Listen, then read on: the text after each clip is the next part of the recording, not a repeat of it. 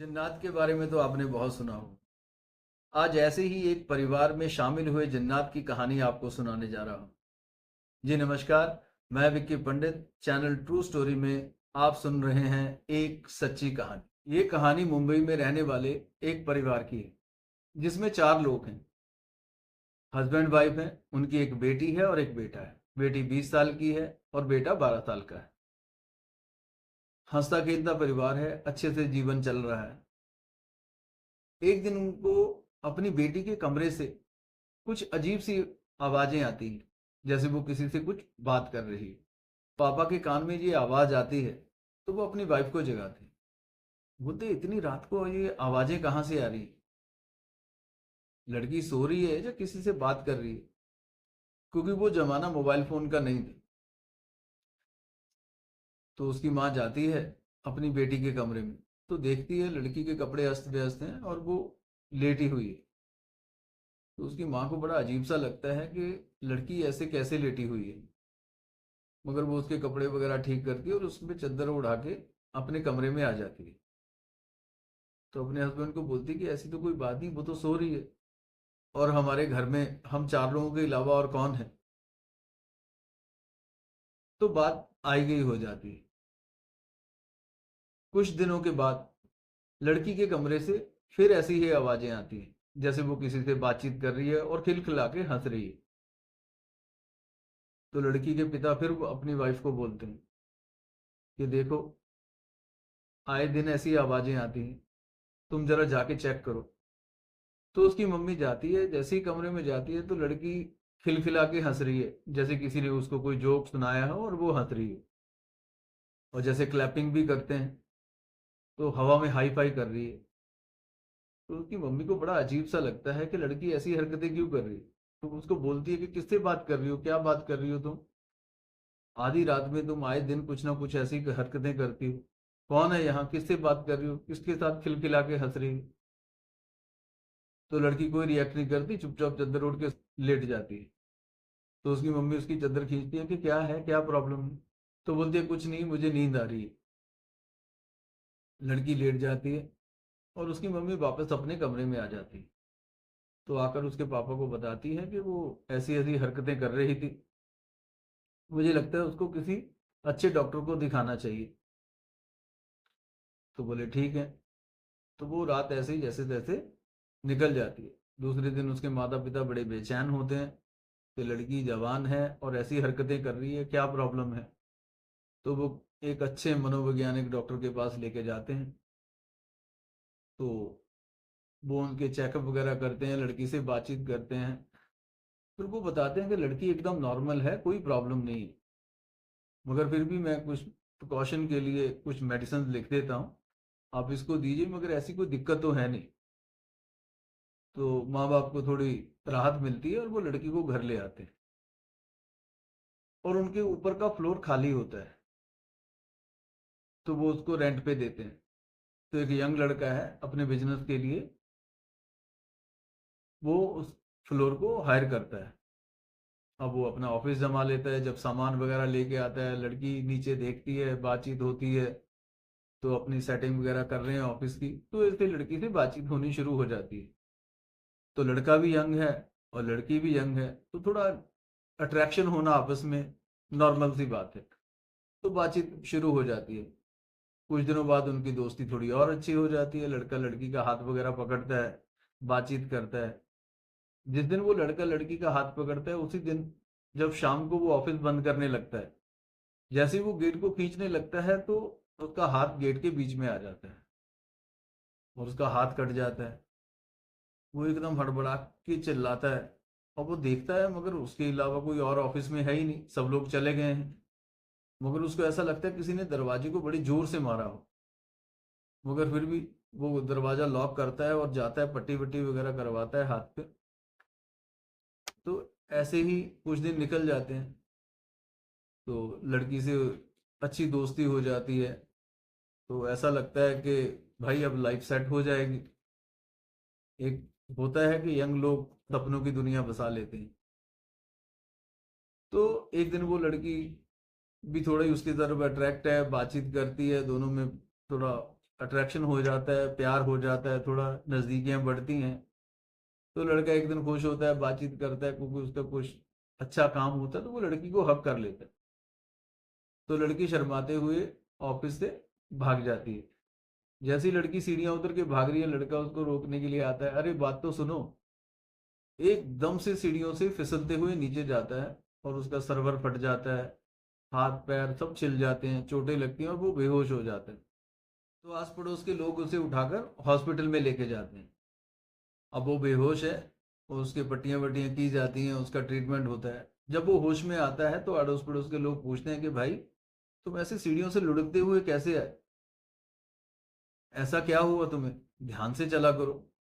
अरे बोला मैं तो ध्यान से ही चल रहा था, मगर मैं तो जैसे ही सीढ़ी के पास आया मैं तो सीढ़ी उतर रहा भी नहीं, और किसी ने मुझे बड़ी जोर से धक्का मारा, इसलिए मैं सीढ़ियों से गिरा।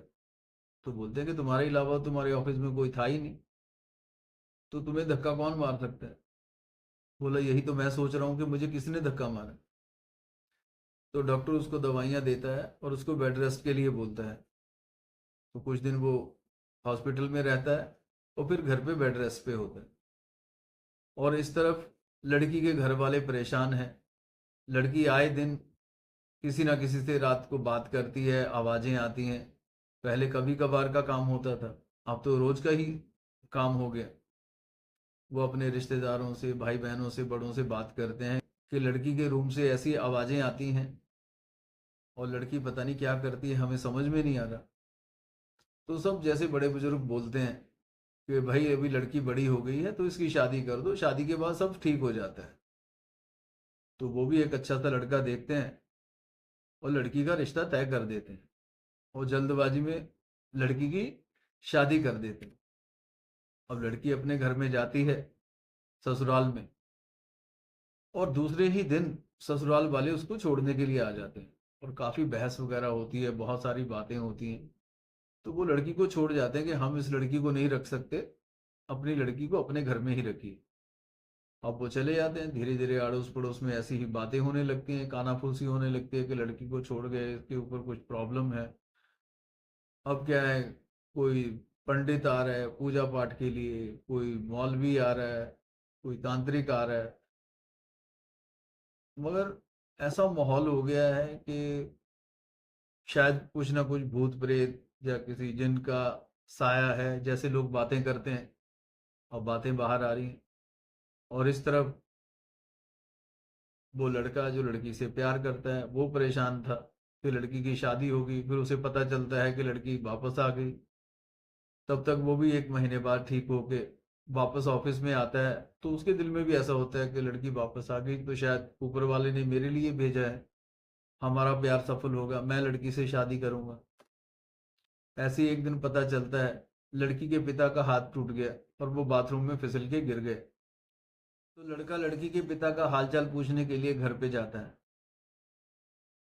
तो लड़की के पिता बातों बातों में उसे बताते हैं कि बचपन में घूमते हुए ये ना जाने कहाँ से गुजरी कि इसके पीछे एक जिन लग गया और वो जिन ने इसके ऊपर अपना कब्जा कर रखा है।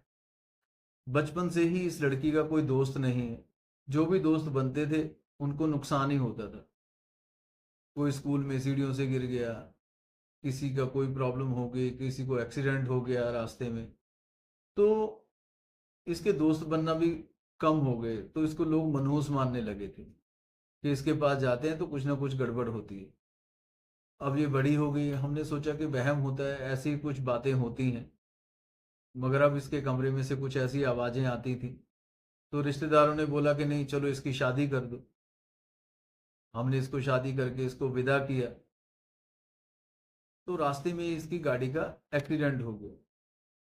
पूरी फैमिली को चोटें आई, किसी का हाथ टूट गया, किसी का सर फट गया, किसी का पैर टूट गया, मगर इस अकेली को एक खरोच तक नहीं आई।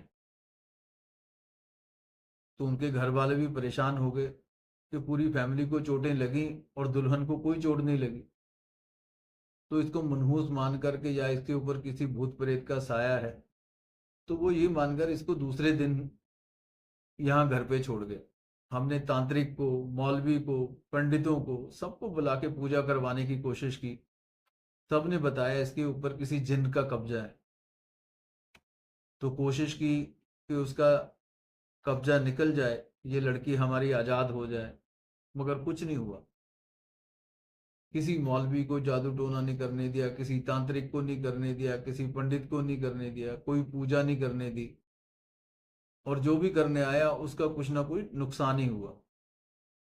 इन्हीं बातों से गुस्से में आकर एक दिन मैंने इसको थप्पड़ मारा, तो दूसरे दिन ही मैं सुबह बाथरूम में फिसल के गिर गया और मेरा वही हाथ टूट गया। वो जिन नहीं चाहता कि इसके कोई करीब आए। सब लोगों ने हाथ खड़े कर दिए, अब हमने भी हाथ खड़े कर दिए कि जो है जैसा है, अब जिन से कौन लड़ सकता है। तो ऐसी बातें सुन के वो लड़का भी घबरा गया। एक हफ्ते में उसने उनका घर खाली कर दिया, अपना ऑफिस उठा के कहीं और ले गया, और दोबारा उस तरफ कभी गया नहीं, क्योंकि उसको सारी बातें याद आने लगी। जिस दिन उसने लड़की का हाथ पकड़ा था, उस दिन उसका हाथ दरवाजे में आ गया। जिस दिन उसने लड़की को हक किया, उस दिन उसको किसी ने सीढ़ियों से धक्का दिया। तो वो सारी चीजें सोच के डर गया, और उसके प्यार का बुखार भी उतर गया। बरसों बाद उस तरफ से जब कभी गुजरता है तो वो लड़की उसे नजर आती है। वो लड़की वैसे की वैसी है, ना लड़की की एज बढ़ी, ना उसके चेहरे पे कोई रौनक कम हुई, जैसी है वैसी की वैसी है। मगर पता चला उसका छोटा भाई बड़ा हो गया, उसकी शादी हो गई, और वो अपने माँ बाप को लेके अब दूसरी जगह रहता है, और उस घर में वो लड़की अकेली रहती है, और किसी की हिम्मत नहीं होती उस घर में जाने की। तो ये थी आज की कहानी। अगर आपको हमारी वीडियो अच्छी लगी हो तो वीडियो को लाइक करें, चैनल को सब्सक्राइब करें, और बेल आइकन को ऑन करना ना भूलें, ताकि हम जब भी नई वीडियो बनाएं आपके पास तुरंत पहुंच सके। हमारी कहानी आपको कैसी लगी कमेंट बॉक्स में ज़रूर बताइएगा। अगर आपके पास भी कोई ऐसी अच्छी और सच्ची कहानी है और आप पब्लिक के साथ शेयर करना चाहते हैं, तो डिस्क्रिप्शन में दिए हुए मेल पर आप हमसे शेयर कर सकते हैं। धन्यवाद।